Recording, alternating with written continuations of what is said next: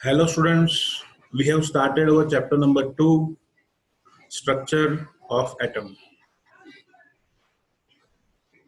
In this chapter, we have started history of atom.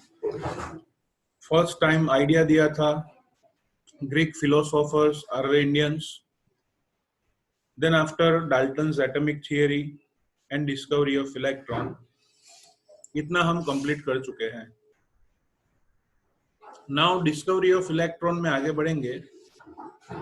Today our next question is explain charge to mass ratio of electron. Question है, याद रखो question, explain charge to mass ratio of electron by experiment, या फिर J Thomson's experiment to find out charge to mass ratio. Okay, आपको पता होगा electron उसका discovering scientist J Thomson ने किया था. सो स्टूडेंट्स, 1897 में British physicist J Thomson has measured the ratio of electric charge E to the mass of electron. उसने E by me उसका रेशियो फाइंड किया था by using cathode ray tube. उन्होंने cathode ray tube का use करके charge by मास का ratio find किया था. ओके, तो कैसे हम आगे बढ़ते हैं. 1897 में साइंटिस्ट जे थॉमसन ने कैथोड रे ट्यूब के एक्सपेरिमेंट से E for charge of electron upon Me for mass of electron वो रेशियो फाइंड किया था, जिसे कहेंगे charge by mass ratio of electron. He has used cathode ray tube for that. Okay, cathode ray tube का उन्होंने use किया था. तो let us see the apparatus which is used for E by Me ratio. बच्चों, यहाँ पे cathode ray tube में आगे वाला ही एक्सपेरिमेंट होगा. At lower pressure gas is filled, pressure tends to 0. Cathode means negative terminal and anode means positive terminal, or both of the electrodes are attached to high voltage battery. So in this experiment, if we take hole at anode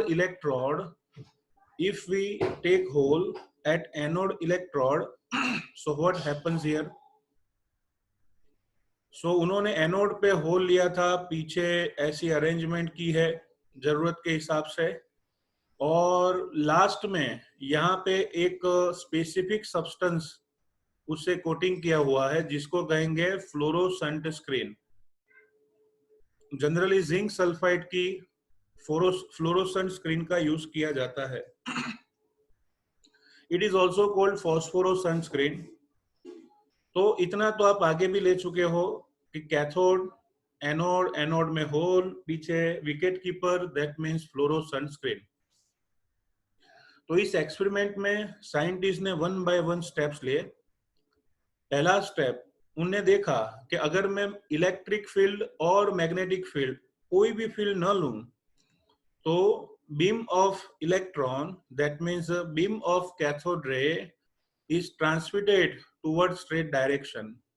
मतलब ये जो beam है वो straight direction में transmit होता है और B पर लाइटनिंग स्पॉट देता है. तो in absence of magnetic and electric field, it collide at reference point B because it moves in straight line. फिर क्या किया उन्होंने? फिर उन्होंने सिर्फ और सिर्फ इलेक्ट्रिक फील्ड अप्लाई किया. तो मैग्नेट को निकाल दो, सिर्फ इलेक्ट्रिक फील्ड को अप्लाई किया. If we apply electric field, so what happens here? So this beam of particle which is called cathode ray particle, they are attracted towards positive electrode in electric field and moves in direction of positive charge and collide with fluorescent screen. At reference point A, तो ये indicate करता है कि शायद वो negative charge का होना चाहिए क्योंकि पॉजिटिव इलेक्ट्रोड की साइड अट्रैक्ट हुआ।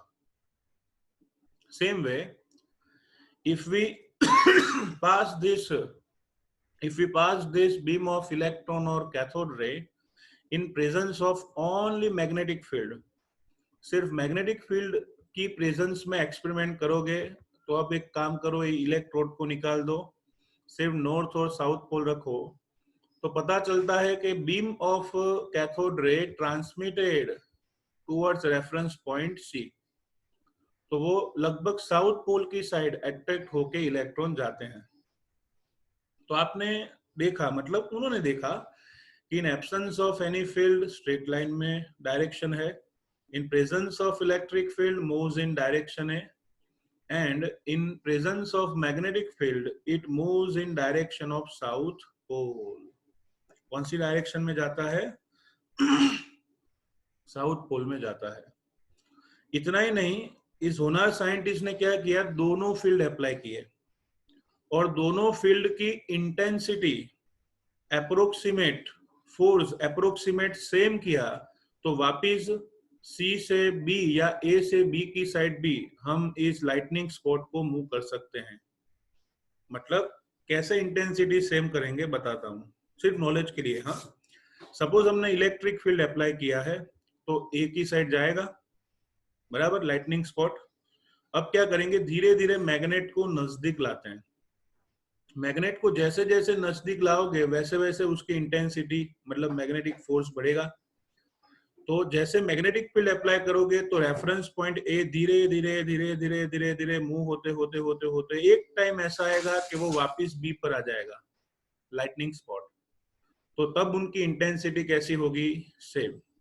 इतना ही नहीं, पहले आप मैग्नेटिक फील्ड लगा लो, तब रेफरेंस पॉइंट सी है, फिर इलेक्ट्रिक फील्ड लगाओ और धीरे धीरे वोल्टेज बढ़ाओ। तो जैसे ही धीरे धीरे वोल्टेज बढ़ाओगे तो रेफरेंस पॉइंट सी से लाइटनिंग स्पॉट मूव होते होते होते होते होते कहाँ आएगा, बी पर। तो जब वापिस बी रेफरेंस पॉइंट पर बीम ऑफ कैथोड रेज आता है, तब आप समझ लीजिए दोनों फोर्स की इंटेंसिटी कैसी है, सेम। तो इतना होनहार एक्सपेरिमेंट किया था इन absence of both field, in presence of magnetic, in presence of electric field, in presence of both field. इतना डिटेल में स्टडी करने के बाद उन्होंने कंक्लूजन निकाला। ओके, सो लिखा है, Thomson argued that amount of deviation, कितना डेविएशन होगा, कितना डिफ्लेक्शन होगा of the particle from their path in presence of electric और मैग्नेटिक फील्ड डिपेंड्स अपॉन, अगर कोई भी कैथोड रे बीम को इलेक्ट्रिक और मैग्नेटिक फील्ड अप्लाई करते हो तो उनके पाथ में जो डिफ्लेक्शन है या अमाउंट ऑफ डेविएशन है बच्चों, वो 3 फैक्टर्स पर डिपेंड करता है। It depends on 3 factors. कौन कौन से? तो उसको शॉर्ट में याद रखना है बच्चों, CM मेरा फ्रेंड है। क्या याद रखेंगे? CM मेरा फ्रेंड है, या फिर हमारा CM स्मार्ट है। क्या याद रखेंगे? हमारा CM स्मार्ट है। बीजेपी रूपाणी जिंदाबाद। तो हमारा CM स्मार्ट है का मतलब है द अमाउंट ऑफ डिफ्लेक्शन और डेविएशन डिपेंड्स ऑन 3 फैक्टर्स। सबसे पहला फैक्टर है चार्ज, दूसरा फैक्टर है मास, तीसरा है स्ट्रेंथ ऑफ मैग्नेटिक और इलेक्ट्रिक फील्ड। तो पहला फैक्टर देखते हैं बच्चों, तो उसमें आएगा magnitude of negative charge on particle. Okay, magnitude of negative charge on the particle. कैसे समझते हैं? यहाँ पे जैसे ही पार्टिकल खत्म हो ऐसे डैश कर दो, क्योंकि यहाँ पे टाइटल कंप्लीट हो जाता है, फिर डिस्क्रिप्शन है। लिखा है, greater the magnitude of the charge on the particle, greater is the interaction with the electric और magnetic field, thus greater is the deflection। जितना पार्टिकल पे चार्ज ज्यादा होगा, जितना चार्ज ज्यादा होगा उतना मैग्नेटिक या इलेक्ट्रिक फील्ड उसकी इफेक्ट ज्यादा होगी, जिसको बोलते हैं इंटरेक्शन। और उसी वजह से ग्रेटर इज द डिफ्लेक्शन, मतलब अमाउंट ऑफ डेविएशन और डिफ्लेक्शन बढ़ेगा। एक सिंगल सा एग्जांपल देता हूं, जैसे आपके पास 2 टिकट है, दोनों फ्री है, बराबर। एक टिकट है पीवीआर सिनेमा, बराबर, एसजी हाईवे, वहां पे अमिताभ बच्चन अपना कोई प्रमोशन करने आने वाला है पिक्चर का, तो आपके पास टिकट फ्री हो तो आप जाओगे, अगर नहीं है तो शायद खर्चा करके भी जा सकते हो। लेकिन आपको बताया जाए कि भाई राजपाल यादव जो है, वो राजपाल यादव राजन सिनेमा में आने वाला है और वहां पे अपना पिक्चर का प्रमोशन करने वाला है, तो आपकी फ्री में टिकट है, वहीं रहते हो, फिर भी आप सोचोगे यार कहाँ जाना, बराबर। चार्ज ज्यादा था तो डिफ्लेक्शन इंटरेक्शन ज्यादा होगा, चार्ज कम है तो डिफ्लेक्शन इंटरेक्शन कम होने वाला है। So first point is magnitude of negative charge on particle. Second one, the mass of particle. Okay, so lighter the particle, greater the deflection.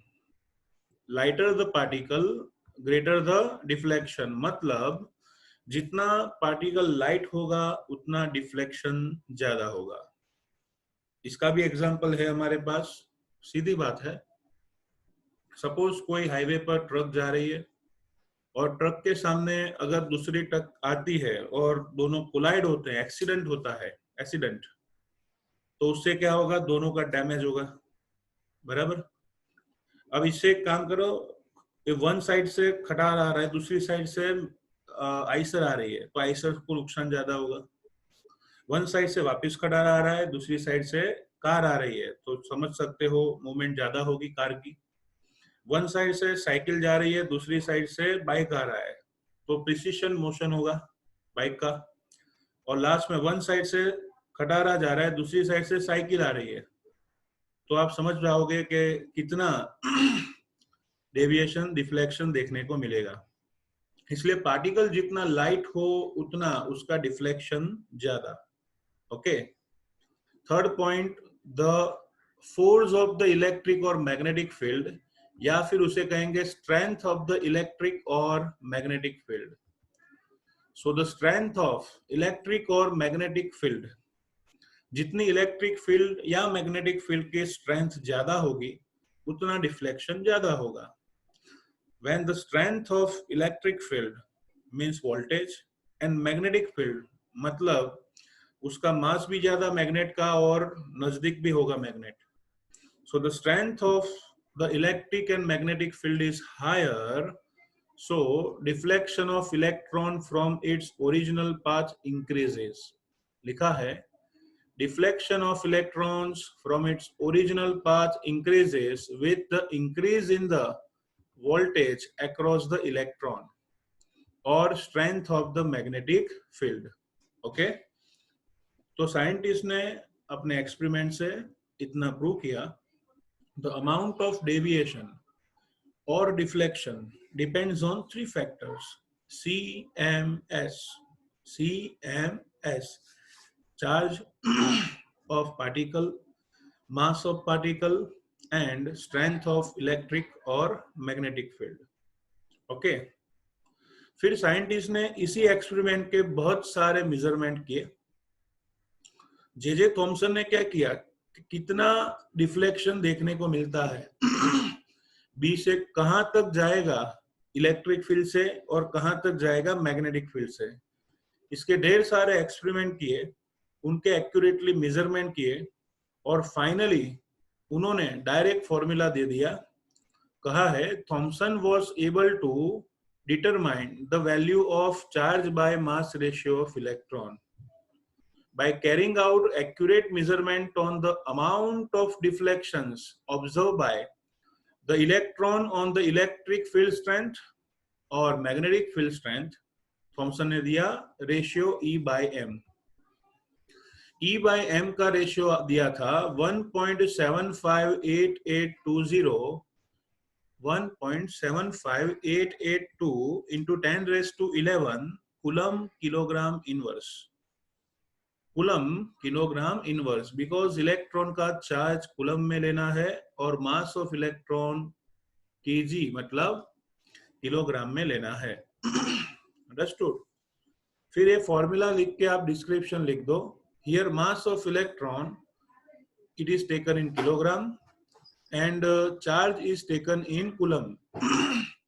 और एक चीज उन्होंने मेंशन की थी कि अगर चार्ज को ई कहते हैं बात सही है, लेकिन इलेक्ट्रॉन का चार्ज नेगेटिव होने की वजह से जब वैल्यूज रखते हैं तब माइनस ई लिखना है। फॉर्मूला में आपको लगेगा ई बाय एम ई, लेकिन जब वैल्यूज लिखोगे तो उसको माइनस ई वैसे कैलकुलेट करना होगा। तो this is experiment carried out by J.J. Thomson, which is called charge to mass ratio of electron का experiment। उससे आपको क्या मिला? E by me रेशियो मिला, charge by mass ratio of electron. Now let us see next topic. Our next topic is that how can we find charge on the electron? Electron पर charge कैसे find कर सकते हैं? तो बच्चों एक scientist था जिसका नाम है R.A. मिलिकन, जिसको मैं कहूंगा रामिलिकन। अभी राम मंदिर चल रहा है, नाम क्या बनाएंगे उसका? रामिलिकन। तो R.A. Millikan scientist has devised a method known as oil drop experiment to determine the charge of electron। बच्चों आर ए मिलिकन साइंटिस्ट ने अप्रोक्सीमेट 1906 से 14 के बीच में ऑयल ड्रॉप मेथड की थी। उस मेथड से उन्होंने चार्ज ऑफ इलेक्ट्रॉन फाइंड किया था। क्या फाइंड किया था? Charge of electron. वो मेथड आपको सिर्फ नॉलेज के लिए पीछे दी हुई है, जो हमारे कोर्स में नहीं है। फिर भी आप पढ़ना चाहते हो तो पढ़ सकते हो, लेकिन it is not important for entrance also as well as our NCERT also. So student, R.A. Millikan has devised a method to known which is known as oil drop method to find out charge of electron. उस method का result था charge of electron is -1.6 into 10⁻⁻19 coulomb. उनके उस experiment का result था -1.6 into 10⁻⁻19 coulomb. हमने electron का charge latest find किया है, वो लगभग उससे मिलता जुलता है। The present accepted value of charge of electron is -1.60 to 176 into 10⁻⁻19 coulomb. तो उन्होंने फाइंड किया था चार्ज ऑफ इलेक्ट्रॉन। इसका बेनिफिट क्या हुआ आपको अभी अभी पता चला। What is the ratio of E, मतलब charge by me, mass of electron. Okay, फिर रामिलिकन ने फाइंड किया चार्ज, तो आपको क्या मिल जाएगा? मास ऑफ इलेक्ट्रॉन। तो आप समझ सकते हो कि जे थॉमसन ने दिया था E बाय me का रेशियो और R.A. मिलिकन ने दिया चार्ज ऑफ इलेक्ट्रॉन। तो हम अगर मास ऑफ इलेक्ट्रॉन फाइंड करना चाहते हैं तो फॉर्मूला आएगा mass of electron is equal to charge upon mass of electron. चलो ई उड़ी उड़ी जाए, मतलब ई कैंसल, और डिनोमिनेटर का डिनोमिनेटर क्या होगा? न्यूमरेटर। तो इसका आंसर हमें देगा mass of electron. So charge है बच्चों 1.602176 into 10⁻⁻19 coulomb. Charge by mass कितना है? 1.758820 into 10⁻11 coulomb kg inverse.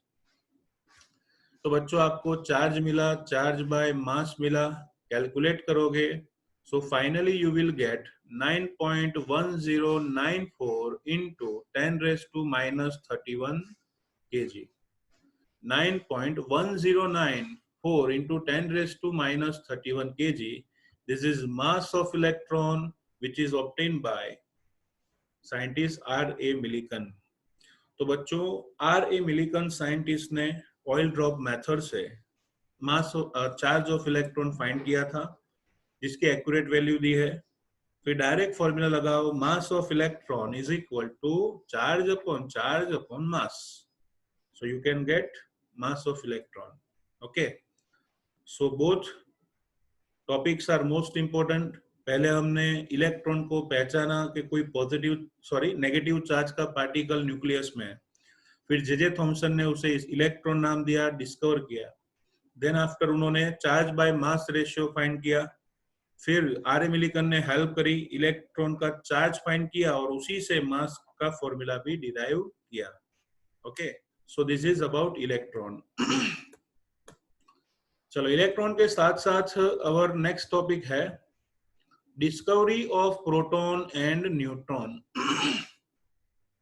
Discovery of proton and neutron. तो बच्चों, पहले हम पढ़ेंगे discovery of proton. Okay, generally chemistry में आपको बता दूं कि H+ आयन को प्रोटॉन कहते हैं। आपको पता ही होगा, जब भी एसिड का आयोनाइजेशन होता है तो कौन सा आयन प्रोड्यूस होगा? H+। उसी को सब प्रोटॉन कहते हैं लैंग्वेज ऑफ केमिस्ट्री में। लेकिन प्रोटॉन ये नहीं है, हम कह सकते हैं लेकिन ये नहीं है। क्यों? क्योंकि हाइड्रोजन है ना, उसके आसपास 1 इलेक्ट्रॉन है और न्यूक्लियस में 1 प्रोटॉन होता है। आपको पता है कि हाइड्रोजन का जो प्रोटियम आइसोटोप है, हाइड्रोजन के आइसोटोप में प्रोटियम है, उसमें प्रोटॉन न्यूक्लियस में एक होता है और बाहर एक इलेक्ट्रॉन होता है। आपको पता होगा कि हाइड्रोजन न्यूक्लियस में 1 प्रोटॉन, ऑर्बिट में 1 इलेक्ट्रॉन। अगर मैं इस इलेक्ट्रॉन को भगा दूं, मतलब H+ आयन बनाऊं, तो बचेगा क्या? सिर्फ न्यूक्लियस। और न्यूक्लियस में न्यूट्रॉन तो है नहीं हाइड्रोजन के पास, सिर्फ प्रोटॉन है और इसलिए उसे प्रोटॉन कहा जाता है। ओके, तो ध्यान में रखना बच्चों, प्रोटॉन जब भी वर्ड यूज करो फिजिकल केमिस्ट्री में तो याद रखना वो H+ आयन है। हाँ श्योर, उसको हम प्रोटॉन कह सकते हैं लेकिन सिर्फ समझने के लिए। एक्चुअली प्रोटॉन सब एटॉमिक पार्टिकल है जो न्यूक्लियस में होता है। ठीक है। Now let us see discovery of protons. Discovery of proton में भी कैथोड रे ट्यूब एक्सपेरिमेंट जैसा ही एक्सपेरिमेंट किया गया था, जिसकी यहाँ पे कोई डिस्कशन नहीं है। लिखा है electric discharge carried out in the modified cathode ray tube lead to the discovery of canal rays. Discovery of canal rays. Electric discharge carried out in the modified cathode ray tube led to the discovery of canal rays carrying positive charge particles. The characteristics are given below. तो मैं आपको short में वो पूरा experiment समझाता हूं। उसके लिए हम जाएंगे बच्चों यहाँ पे। देखो, ये भले लिखा है कैथोड रे एक्सपेरिमेंट ट्यूब, इसको कहेंगे हम एनोड रे एक्सपेरिमेंट ट्यूब, बराबर। अब एक्सपेरिमेंट ध्यान से समझिएगा हम क्या कर रहे हैं यहाँ पे। देखिए स्टूडेंट्स, यहाँ पे हम लेंगे vacuum pump as well as जो आगे लिया था। In this glass tube at very low pressure we are taking any gas like helium, argon, nitrogen, sodium vapor, कोई भी ले सकते हो। तो यहाँ पे हम लेंगे बच्चों कोई भी gas at very low pressure, pressure tends to 0, और उस एक्सपेरिमेंट में दोनों इलेक्ट्रोड्स को हाई वोल्टेज बैटरी से ही ज्वाइन करना है। ठीक है। इसके साथ साथ इस बार हम कैथोड में होल बनाने वाले हैं बच्चों। कहाँ पे होल पड़ेंगे हम? Cathode. So we are taking holes on the cathode electrode, और इस बार फ्लोरोसेंट स्क्रीन को हम कैथोड पे रखने वाले हैं। We are taking fluorescent screen at cathode. Okay, फिर से सपोज मैंने हीलियम गैस लिया तो यहाँ He गैस आएगा। दोनों इलेक्ट्रोड्स हाई वोल्टेज बैटरी से ज्वाइन करो, lower pressure higher voltage. Two observation we are taking fluorescent screen at left side cathode inner wall.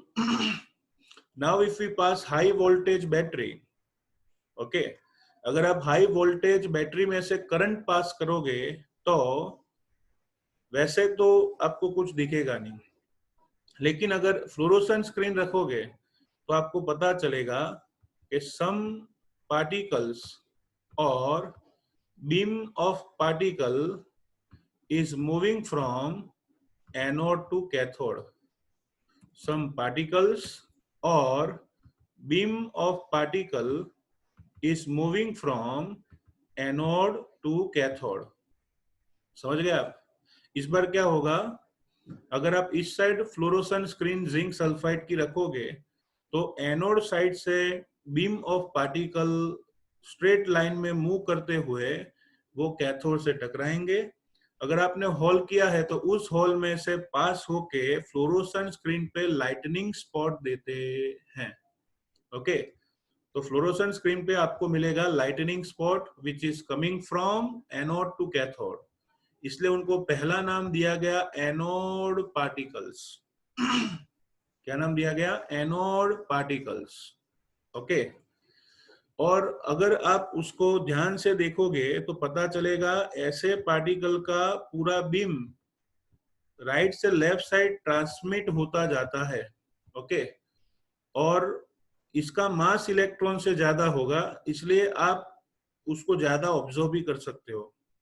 तो ये जो एनोड रे का बीम है, एनोड का जो बीम है, पार्टिकल का बीम है, वो ऐसे पास होता है आपको लगेगा कि बीच में कैनाल है, बराबर। जैसे आपने देखा होगा कि रास्ते, अपने निकोल में मैंने भी देखा है कि ऐसे कैनाल होती है और उनकी लेफ्ट और राइट साइड लोग ट्रैवलिंग करते रहते हैं।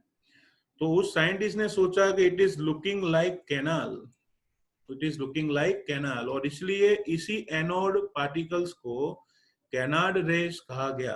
तो इसका नाम शुरू में एनोड पार्टिकल्स था और उसका नाम बन गया कैनाल रेस। क्या हो गया? Canal rays. तो सबसे पहली बात याद रख लो कि चेंज वाली कैथोड रे ट्यूब, इसमें सब कुछ नहीं आता। चेंज क्या करोगे, जो फ्लोरोसेंट स्क्रीन और होल राइट साइड एनोड पे था वो कहाँ लेना है? लेफ्ट साइड कैथोड पे, बराबर। दूसरी एक बात, ऐसा आगे हमने कहा था कि जे थॉमसन या माइकल फेराडे के एक्सपेरिमेंट में कहा था कि always charge by mass ratio constant रहता है, क्योंकि वो तो इलेक्ट्रॉन है। तो चार्ज बाय मास रेशियो या फिर E by M ratio is constant for cathode ray experiment. लेकिन ये तो एनोड रे एक्सपेरिमेंट है। कौन सा एक्सपेरिमेंट है? एनोड रे। तो उसमें charge by mass ratio depend करता है कौन सा गैस है, कौन सा गैस है उस पर डिपेंड करेगा चार्ज बाय मास रेशियो क्या होगा। क्यों बताऊं? क्योंकि आप कोई भी गैस लोगे उसमें इलेक्ट्रॉन तो इलेक्ट्रॉन ही रहेगा ना, तो इलेक्ट्रॉन के लिए E by M रेशियो तो कांस्टेंट रहेगा। लेकिन कैथोड रे एक्सपेरिमेंट में E by M ratio constant ही होगा। लेकिन अगर एनोड रे एक्सपेरिमेंट लेंगे हम, एनोड टू कैथोड वाले, तो उसमें आपने हीलियम गैस लिया है तो वो पॉजिटिवली चार्ज पार्टिकल आएंगे हीलियम के आयन, मतलब He+। ओके, उसके न्यूक्लियस में प्रोटॉन्स होते हैं। अगर मैंने आर्गन गैस लिया तो उसका आयन कौन सा ट्रैवल होगा? आर्गोन+। अगर मैंने सोडियम वेपर ली तो कौन सा आएगा? Na+। तो याद रखो, चार्ज बाय मास रेशियो हो या मास हो, ये एनोड रे एक्सपेरिमेंट में वो मटेरियल ऑफ गैस उस पर डिपेंड करता है, बराबर। समझ गए? जो कोई भी गैस यूज करोगे उसी का आयन आएगा ना, जो कोई भी गैस यूज करोगे उसी का आयन आएगा। तो आपकी बुक में ये पूरा एक्सपेरिमेंट एक्सप्लेन नहीं किया है, अच्छी तरह से समझ के आप उसमें कॉपी कर लेना diagram. This is anode ray tube diagram. तो मोस्ट ऑफ कंसेप्ट मैं यहाँ पे समझा चुका हूँ। अभी आपको समझ में आएगा कि वो लोग डायरेक्ट कंक्लूजन कहाँ से लाए और क्या होगा। देखो, अब समझ गए होंगे आप। Electric discharge carried out in modified, modified का मतलब एनोड पे जो होल और फ्लोरोसेंट स्क्रीन थी वो कैथोड पे ले लो। So modified cathode ray tube led to the discovery of canal rays. पूरी की पूरी कैनाल हो वैसा फीलिंग आता है, इसलिए कैनाल रेस कहा। कैरिंग पॉजिटिवली चार्ज पार्टिकल, जैसे हीलियम प्लस गया तो उसके न्यूक्लियस में प्रोटॉन होगा, आर्गोन प्लस गया प्रोटॉन होगा, सोडियम प्लस गया अंदर प्रोटॉन होगा। सो दे कैरिंग पॉजिटिवली चार्ज पार्टिकल। और ऐसे कैनाल रेस के कैरेक्टरिस्टिक हम वन बाय वन देखते हैं। देखो, unlike cathode rays, mass of positively charged particle depends upon the nature of the gas present in the cathode ray tube. Okay. Unlike cathode rays का मतलब है, cathode rays में तो electron का flow था, और कोई भी एलिमेंट हो इलेक्ट्रॉन तो इलेक्ट्रॉन ही रहेगा, तो उसका मास कैसा रहेगा, सेम। ठीक है। लेकिन अगर मैं कैथोड रेज लूं, उसकी जगह पे एनोड रेज लूं, या फिर कैनाल रेज कहते हैं, तो उसमें जो मटेरियल लिया होगा उसका मास होगा ना अंदर। इसलिए याद रखो, कैथोड रेज से opposite, that means unlike cathode rays, mass of positively charged particle depends upon the nature of the gas present in the cathode ray tube. These are simply the positively charged gaseous ion. These are simply the positively charged gaseous ion. Okay. Second one, the charge to mass ratio of particles depend on the gas from which this originate. बराबर, charge to mass ratio वो depend करता है वो कौन से gas में से positive ion बने हैं। मैंने बताया वैसे, हीलियम गैस लिया तो He+ आयन होगा, आर्गोन लिया तो Ar+ होगा, सोडियम लिया तो Na+ होगा। तो E/m value depends on the nature of gas. Okay. Third one, some of the positively charged particle carry a multiple of fundamental unit of electric charge. Okay, some of the positively charged particle carry a multiple of the fundamental unit of electric charge. जैसे मैंने hydrogen gas भरा है तो वो H+ ion बनाएगा, तो उसमें एक ही प्रोटॉन होगा, तो ये हुआ fundamental unit of electric charge. लेकिन अगर मैं इसकी जगह हीलियम लूं, तो हीलियम के न्यूक्लियस में बच्चों 2 प्रोटॉन होते हैं, क्योंकि एटॉमिक नंबर 2 है, तो मल्टीप्लाई बाय 2 चार्ज होगा। अगर मैं आर्गोन वेपर लूं, तो आर्गोन प्लस आयन में 18 एटॉमिक नंबर की वजह से 18 प्रोटॉन होंगे। तो यहाँ 2 ही ऑप्शन है, या फिर fundamental unit of electric charge, जितना चार्ज जाएगा कैथोड की साइड, या फिर मल्टीपल ऑफ इट, मतलब जितना एटॉमिक नंबर होगा उतने प्रोटॉन वहां पे जाएंगे। जैसे ऑक्सीजन का एटॉमिक गैस है, तो ऑक्सीजन का एटॉमिक नंबर 8 है ना, तो 8 प्रोटॉन वाला चार्ज पार्टिकल एनोड से कैथोड की साइड जाएगा। तो लिखा है some of the positively charge particles carry a multiple of the fundamental unit of electric charge. और लास्ट में, the behavior of this particle in the magnetic or electric field is opposite to observe for electron or cathode rays. उनका magnetic और electric field में behaviour cathode rays और electron से opposite होगा।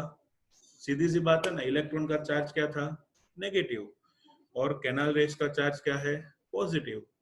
तो electric field में electron जाते थे पॉजिटिव इलेक्ट्रोड की साइड, कैनाल रेज जाएंगे नेगेटिव इलेक्ट्रोड की साइड। मैग्नेटिक फील्ड में जनरली साउथ पोल सिलेक्ट करता electron, canal rays north pole की साइड जाएंगे। सो opposite behavior of canal rays from cathode rays. Okay. फिर the smallest and the lightest positive ion was obtained from hydrogen and was called proton. The smallest and lightest positive ion was obtained from hydrogen and it is known as proton. जिसकी मैंने अभी अभी आपको introduction दी कि hydrogen उसके atom में nucleus में 1 proton होता है, जिसको हम ऐसे लिखते हैं पॉजिटिव चार्ज, और उसकी फर्स्ट ऑर्बिटल में 1 इलेक्ट्रॉन होता है, उसे कहेंगे नेगेटिव चार्ज। जब हाइड्रोजन एटम में से ये बाहर का इलेक्ट्रॉन चला जाएगा तो बचेगा क्या? सिर्फ पॉजिटिव चार्ज। तो पूरे केमिस्ट्री में सबसे छोटा है हाइड्रोजन एटम, उसमें भी इलेक्ट्रॉन चला गया तो सिर्फ बचा न्यूक्लियस, और उसमें भी सिर्फ क्या है? प्रोटॉन। इसलिए लिखा है the smallest and lightest positive ion was obtained from hydrogen and was called proton, जिसका सिंबल मैंने अभी अभी कहा H+। ठीक है।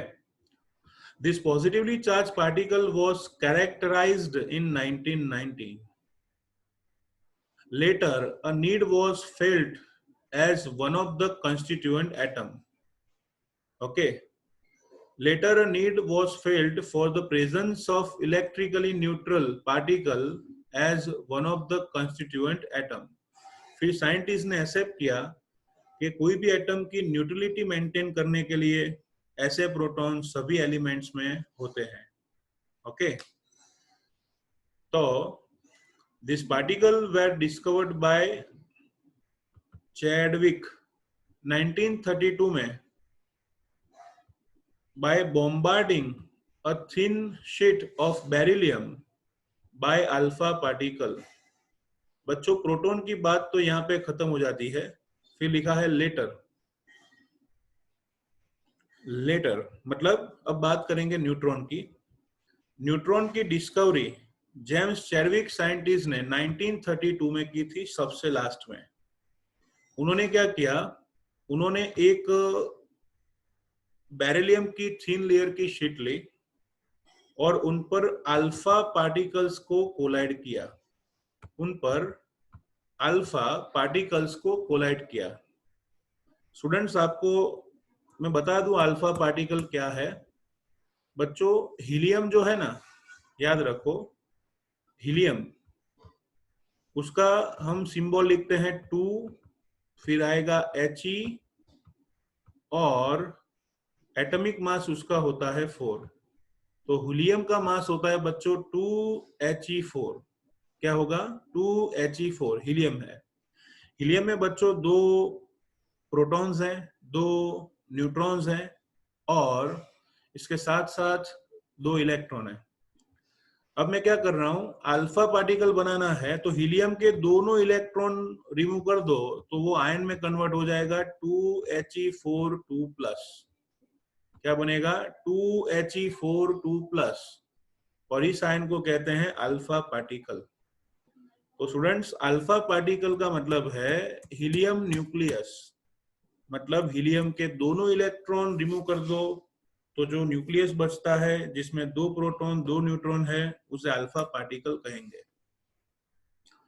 सो students, this particle were discovered by Chadwick by bombarding a thin sheet of beryllium by alpha particle. उन्होंने alpha beryllium की एक थिन शीट ली थी। देखो, बेरिलियम है, उसकी थिन शीट ली थी। ओके। उस पर अल्फा पार्टिकल का बॉम्बार्डिंग किया था। तो अल्फा पार्टिकल का बॉम्बार्डिंग करके एक्सपेरिमेंटली उन्होंने प्रूव किया था कि न्यूक्लियस में प्रोटॉन तो है ही, लेकिन स्टेबिलिटी के लिए कोई न्यूट्रल पार्टिकल ऐसा होना चाहिए जिसका मास प्रोटॉन से थोड़ा सा ही ज्यादा है।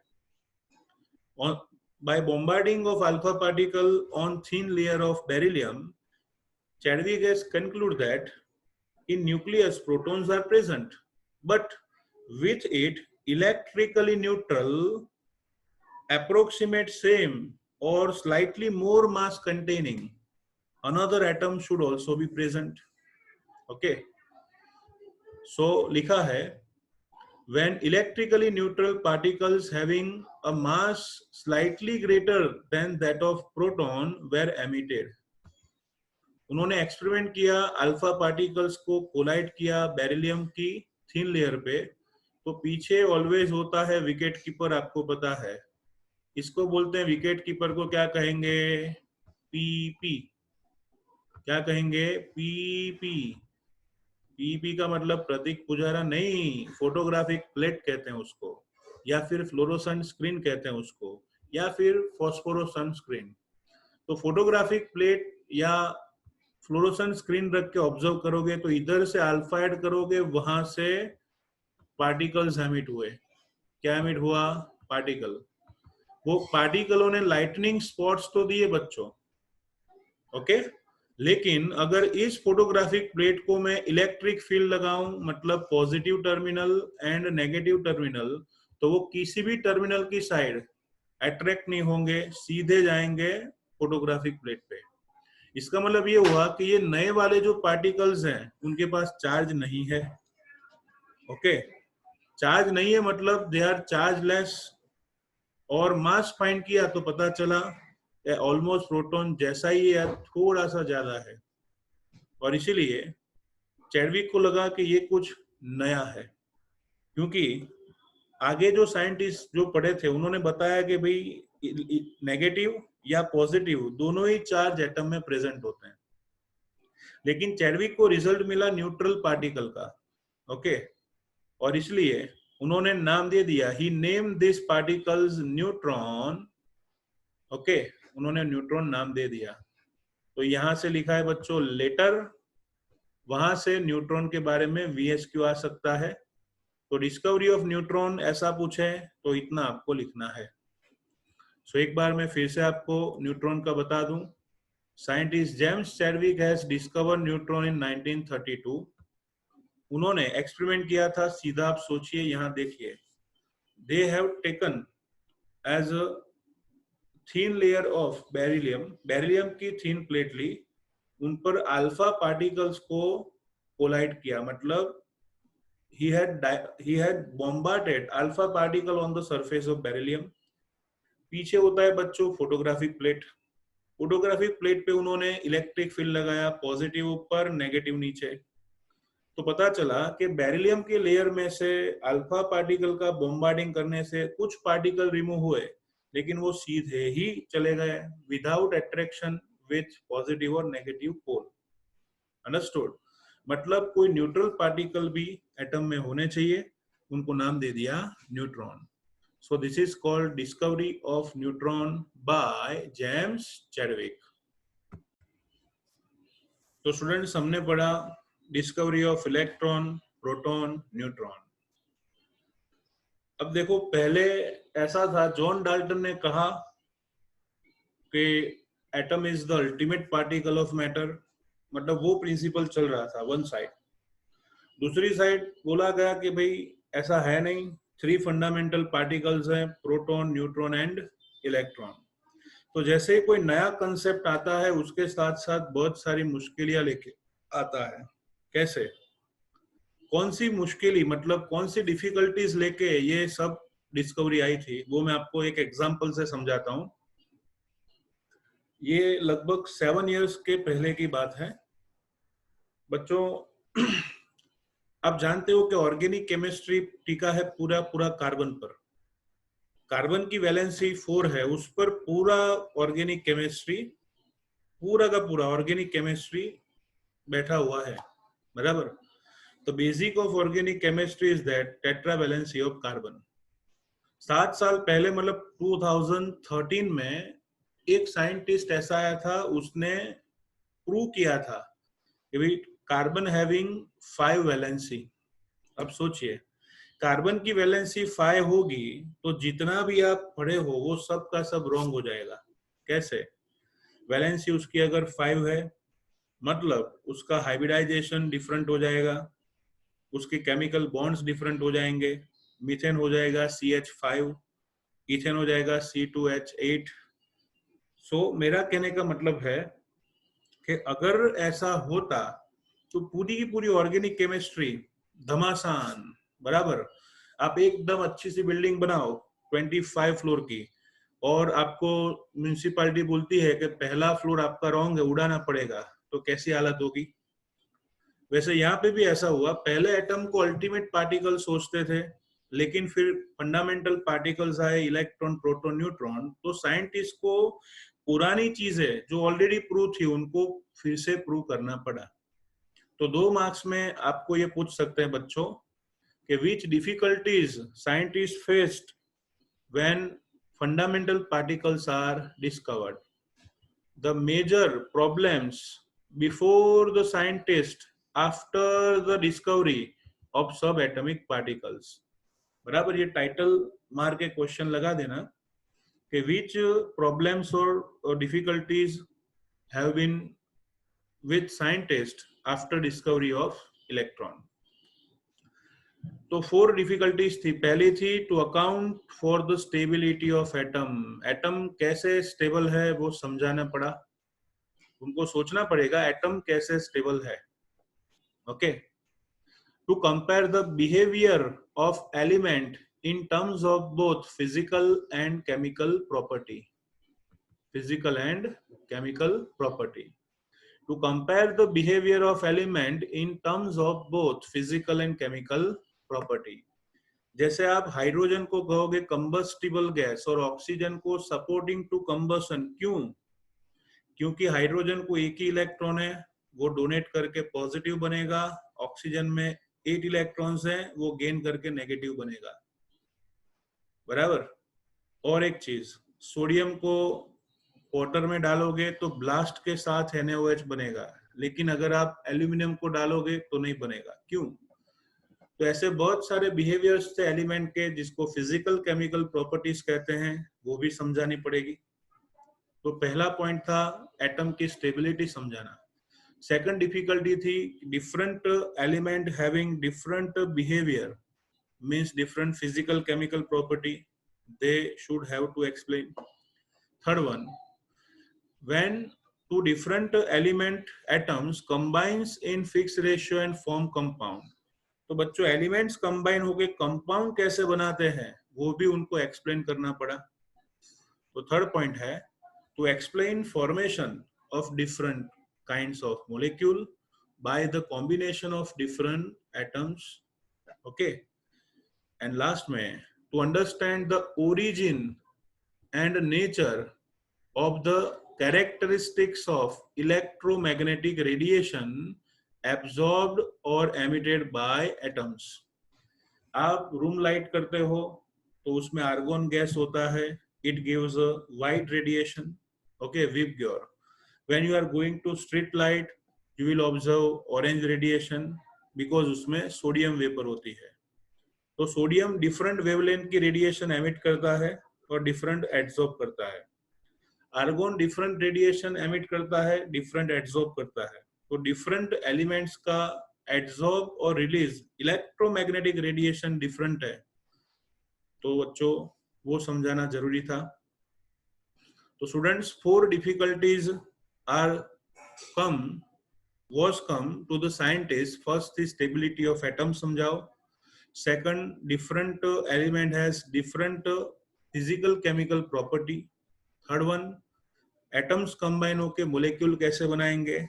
और fourth one, to understand the origin and nature of electromagnetic radiations characteristic when they are absorb और released by atom. Understood? Okay, so these are difficulties faced by scientist at that time. Now at last we will study MCQ table.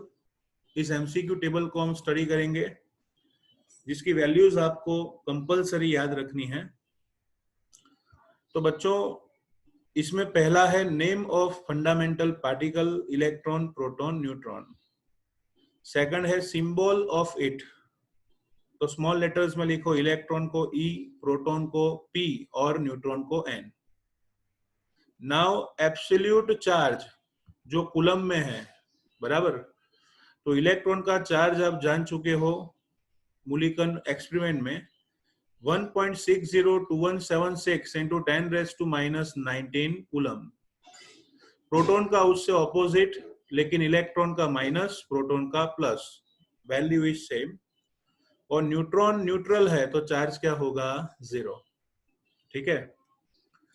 फिर relative charge की बात करें तो अगर हम electron के charge को 1 यूनिट ले ले, 1 यूनिट, तो रिलेटिव चार्ज क्या होगा उसका? 1 यूनिट ले तो -1. प्रोटॉन का होगा +1 और न्यूट्रॉन तो न्यूट्रल है. तो remember absolute charge in coulomb, relative charge. Okay. Now mass in kilogram, ये है ना ये जो स्लैश किया है वो मत लिखना, ब्रैकेट कर देना, मास इन किलोग्राम। तो ये भी आपको याद रखना है। इलेक्ट्रॉन लाइटेस्ट पार्टिकल है, 9.109382 इंटू 10⁻⁻31 kg।